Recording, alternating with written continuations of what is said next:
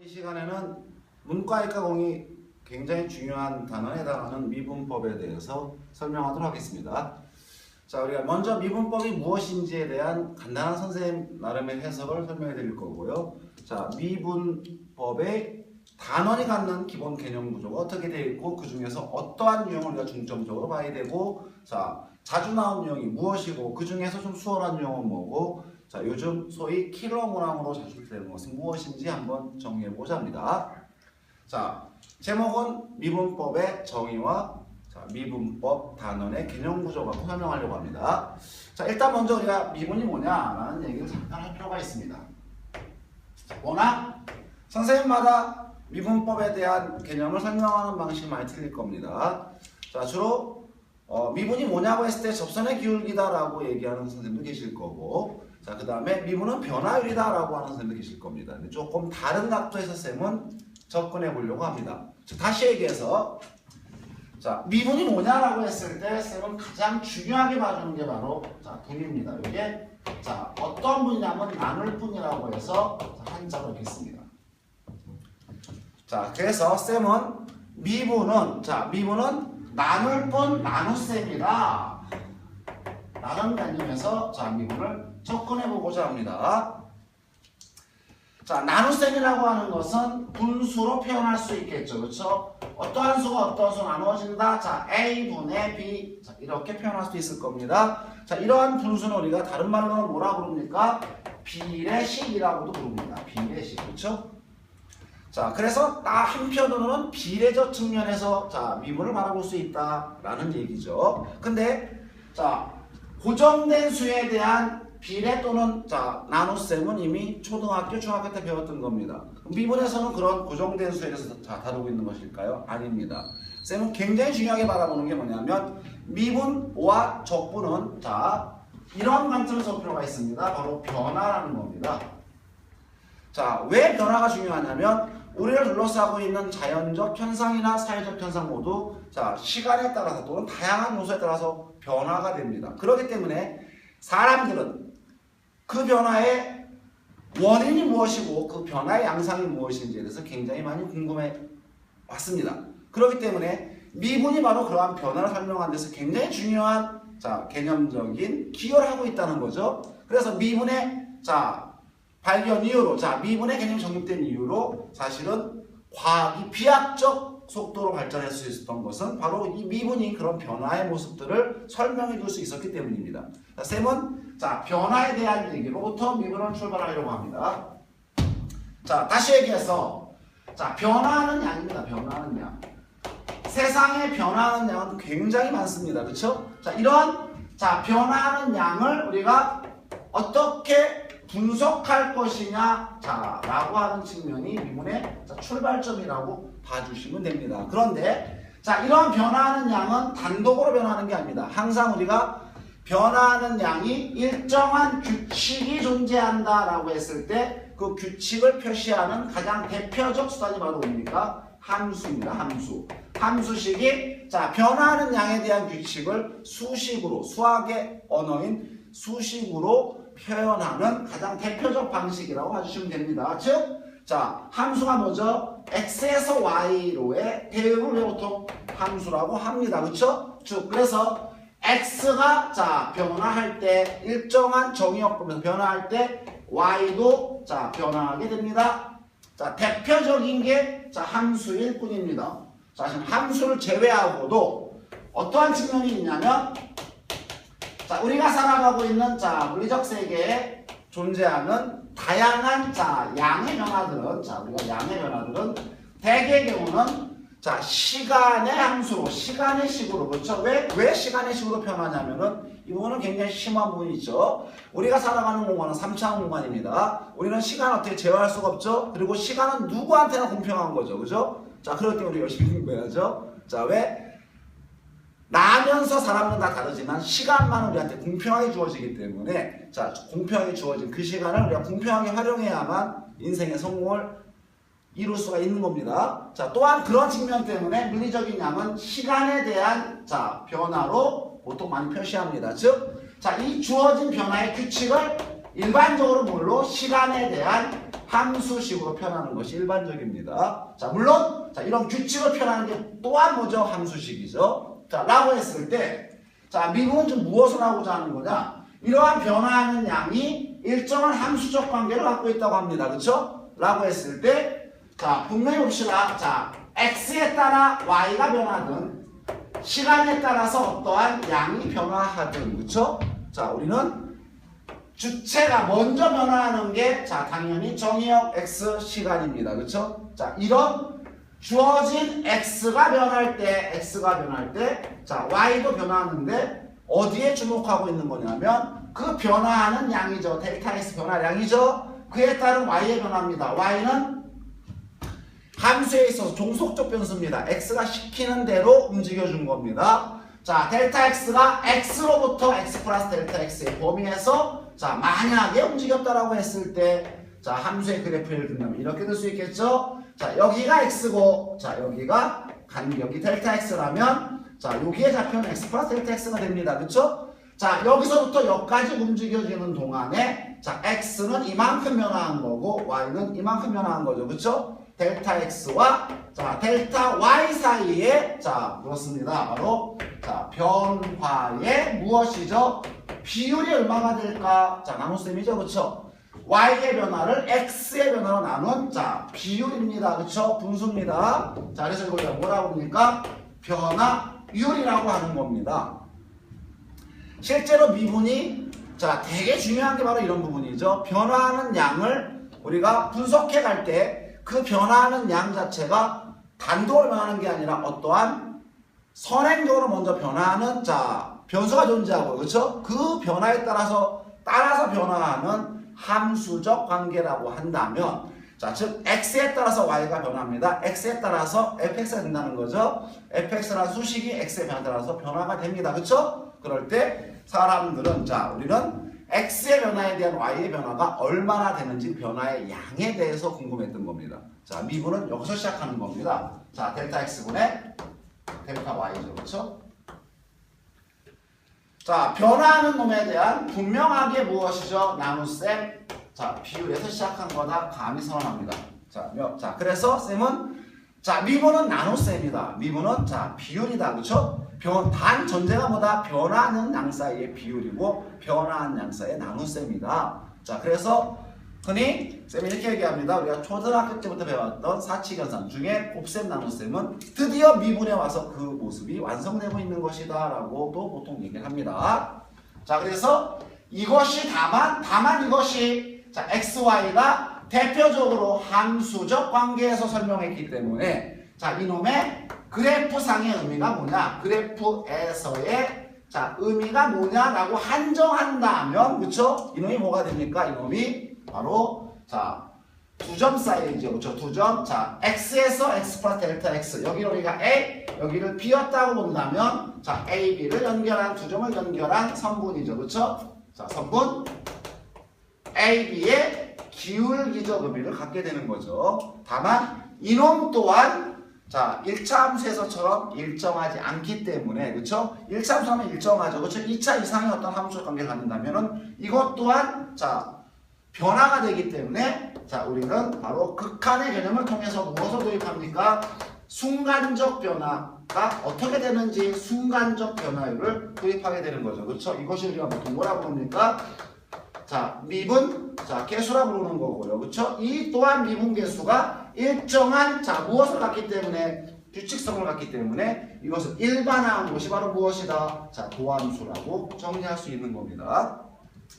자, 물론 이 시간은 자, 미분 개수와 도함수의 정의를 본격적으로 다룰 자, 그런 시간이 아니기 때문에 자, 미분이 뭔지에 대한 일반적인 설명을 자, 다뤄준 겁니다. 자, 미분은 변화하는 어떠한 양들 사이에서 자, 선행적으로 변화하는 x의 변화에 대한 y의 변화의 비율로서 정의한 거고 그놈의 순간적 변화가 미분계수고 그 다음에 그거의 일반적 규칙을 수식으로 표현한 것이 자, 도함수라고 이렇게 설명하고 있는 겁니다. 자, 이러한 쌤의 설명이 여러분들의 미분의 자, 개념을 정립하는 데 조금이라도 도움이 됐으면 좋겠습니다. 자, 이와 같이 우리가 미분을 정의했을 때 자, 우리가 배우고 있는 미분의 단원은 어떠한 개념적 구조를 갖고 있는지 자, 전체적인 설명을 하고 그 다음에 자, 각각의 개념 구조 속에서 어떠한 유형이 주로 수능에 자주 출제되어지는지 설명해 보고자 합니다. 미분법에서 배웠던 개념 구조를 천천히 한번 정리해 보도록 하겠습니다. 우리가 미분법에서 무엇을 배웠는지 정리하는 것은 미분 전체를 우리가 이해하는 데 중요하지만은 자주 출제되어지는 그런 개념들이 전체 구조 속에서 어떠한 의미를 지니는지 파악하는 데 대단히 큰 도움이 되는 겁니다. 항상 부분은 전체 속에 존재하기 때문에 부분이 전체 속에서 어떠한 의미를 갖고 있다는 걸 이해하는 것은 그 부분적 개념을 이해하는 되게 중요한 요소가 되는 거 모두 알고 계시죠? 자, 그래서 미분법은 방금 설명했듯이 도함수의 정의, 미분계수의 정의죠. 그렇죠? 도함수, 미분계수의 정의, 미분의 정의. 부분을 제일 처음에 배웠습니다. 그렇죠? 그래서 이러한 도함수의 정의를 통해서 우리는 숙제되어진 유형 중에 하나가 뭐냐면은 바로 미분계수죠. 그렇죠? 미분계수의 정의와 연관된 문제가 비교적 많이 출제된다는 걸 꼭 알고 계셔야 됩니다. 되게 3점짜리 문제 유형으로 빈출되고 있다는 거 꼭 확인하시면 됩니다. 되게 미분계수의 정의 형태는 미분계수가 갖는 두 가지의 형태죠. F'에는 리미트 H가 0으로 갈 때 H분의 F에 A 플러스 H 마이너스 F에 또는 리미트 X가 A로 갈 때 X 마이너스 A분의 FX 마이너스 F에 다음 두 가지 방식 정리되죠. 원래 정의가 이러한 방식인데 이 수식을 적당히 변형하는 거죠. 그렇죠? 여러분들이 주어진 수식이 변형됐을 때 그 변형된 수식으로부터 정확한 미분계수의 정의로 바꾸어서 주어진 문제를 풀 수 있는지 없는지 문제가 보통 하나가 나오고 있답니다. 그 다음에 두 번째 배우는 게 뭐냐면 이렇게 정의된 미분법의 정의를 갖고 우리는 미분법 공식을 배웠습니다. 미분법 공식은 여러 가지죠. 다양한 함수의, 그렇죠? 다양한 함수의 도함수가 무엇인지에 대한 공식을 도함수의 정의 갖고 각각 함수별로 증명하고 나서는 더 이상 그 주어진 증명을 매번 반복할 필요 없으니까 하나의 공식화시킨 것을 우리가 미분법 공식이라고 합니다. 근데 이과 과정에서의 미분법 공식은 다양하게 본다면 세 가지로 분류할 수 있어요. 그렇죠? 함수의 종류별로, 그렇죠? 지수함수, 다항함수, 삼각함수, 로그함수의 미분법 공식 다들 알고 계시죠? 그 다음에 두 번째 뭡니까? 몫의 미분, 법의 미분, 그렇죠? 여러분 우리가 미분법서 배웠습니다. 두 함수가 곱해진 fx 곱하기 gx의 미분법 공식. 앞에 거 미분, 뒤에 거 그대로, 앞에 거 그대로, 뒤에 거 미분. 이런 미분법 공식 알고 있죠? 그걸 곱의 미분법이라고 부르는 거고, 몫의 미분법은 뭐죠? 되게 나눗셈, 그렇죠? 분수로 표현되어 있는 미분법이죠. fx분의 gx의 미분법. 그 다음에 세 번째가 뭐죠? 우리가 이렇게 배웠습니다. 여러 가지 함수의 미분법 공식 또 배웠습니다. 여기서는 합성함수의 미분법, 그 다음에 음함수의 미분법, 역함수의 미분법, 매개변수함수의 미분법 등을 배웠습니다. 그렇죠? 되게 이런 미분법 공식에 의해서 우리가 특정한 함수의 미분계수를 구하시오라고 하는 문제 역시 마찬가지로 자주 나오는 출제 유형이라고 보셔야 됩니다. 특히 문과에서는 대개 경우 22번을 주변으로 해서 많이 나오는 출제 유형이라고 보시고요. 이과에서는 사실은 일반적으로는 이 세 가지 중에서 여러 가지 함수의 미분법 중에 합성함수의 미분법과 역함수의 미분법, 그렇죠? 합성함수의 미분법하고 특히 역함수의 미분법이 굉장히 출제가 많이 이루어진다는 걸 우리가 확인할 필요가 있습니다. 그렇죠? 이렇게 미분은 정의하고 각각 여러 가지 함수의 미분법 공식이 어떻게 되는지 도함수의 정의 갖고 유도하고 우리한테 이후에 도함수를 구할 때는 정의가 아니라 공식 갖고 바로 사용할 수 있도록 이렇게 안내하는 단원이 앞에 이루어져 있습니다. 물론 미분계수 도함수의 정의가 보다시피 무엇으로요? 극한으로 정의가 되기 때문에요. 역시 함수 극한의 일부 단원이라 볼 수 있기 때문에 똑같이 미분에 있어서도 좌미분, 우미분이 같아야 되죠. 이렇게 좌미분과 우미 같아야 되는 그런 개념을 우리 뭐라고 부르죠? 미분, 가능성이라고 부릅니다. 그렇죠? 어떤 함수가 좌미분과 어떤 함수가 좌미분과 우미분이 서로 같아야만 뭐하다? 미분 가능하다? 자, 미분계수가 존재한다라고 그러죠. 그렇죠? 자, 미분계수가 존재한다. 자, 라고 하는 요 단어는 자, 역시 되게 중요한 부분이죠. 정의 부분에서 자, 미분계수의 정의에 갖는 극한의 성질 때문에 자, 이러한 개념이 가능해지는 겁니다. 다만 자, 이러한 미분 가능성의 문제는 최근에 자, 상당히 많이 자, 소위 킬러 문항으로 많이 출제가 되어지는 그러한 개념이라고 보셔야 됩니다. 자, 그 다음에 자, 또 배운 게 뭐가 있죠?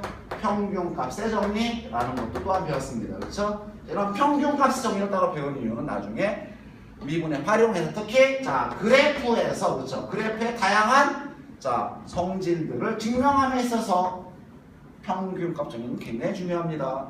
대개의 경우는 평균값 정리에 대해서 쌤들이나 여러분들이 이렇게 중요하지 않게 터치하고 하는 것 같은데 사실은 생각보다 특히 이과 미분에서는 굉장히 중요한 자, 내용을 갖고 있는 겁니다. 그래서 여러분들이 좀 주의 깊게 자, 살펴봐줘야 되죠. 물론 평균값 정리, 단독으로 평균값 정리 묻는 문제는 대개 출제되지는 않습니다. 대개 진입한정 문제에서 한 구성 요소로 차지하고 있습니다. 자, 이렇게 자, 도함수가 정리됐고요. 자, 그러고 나면 그 이후 부분은 무엇이죠? 도함수의 활용 부분입니다. 그렇죠?